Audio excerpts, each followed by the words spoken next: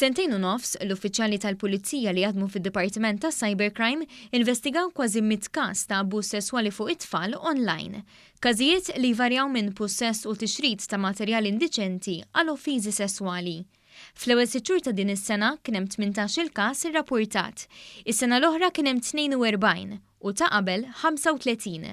L-Ispettur Timothy Zamit spjega li tradizzjonalment l-abbuż sesswali kien wieħed fiżiku, iżda llum bit-teknoloġija l-abbuż sesswali fuq it-tfal isir ukoll fuq l-internet. Persuna li għandha interess sesswali fit-tfal, ovvjament qiegħda tisfrutta l-innoċenza ta' tfal stess.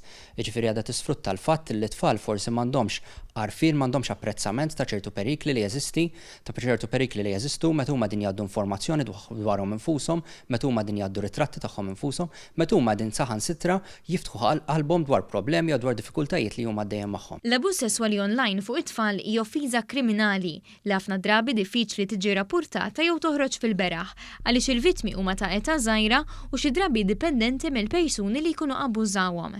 Fil-fatt ħafna mill-każijiet jiġu rapportati minn għalliema fl-iskejjel li jinutaw bidla fl-imġiba ta' tfal.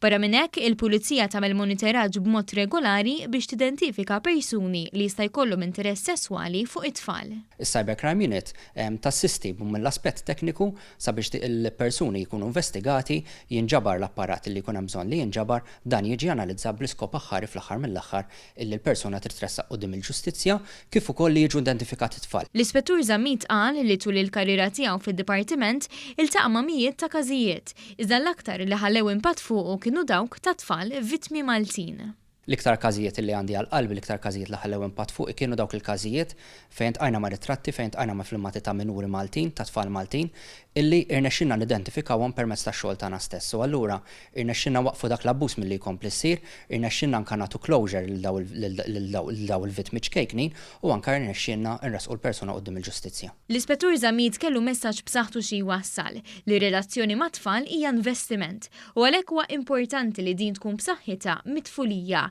biex ġela darba tfal isiru żgħażagħ u jiltaqgħu ma' xi diffikultà anki jekk online iħossuhom komdi biżejjed jitkellmu u jfittxu l-għajnuna.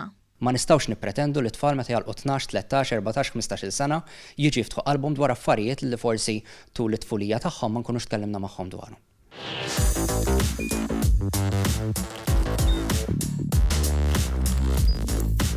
Idħol fuq one.com.mt u hemmhekk tista' tara l-programmi kollha li jxandru fuq One permezz ta' One Play.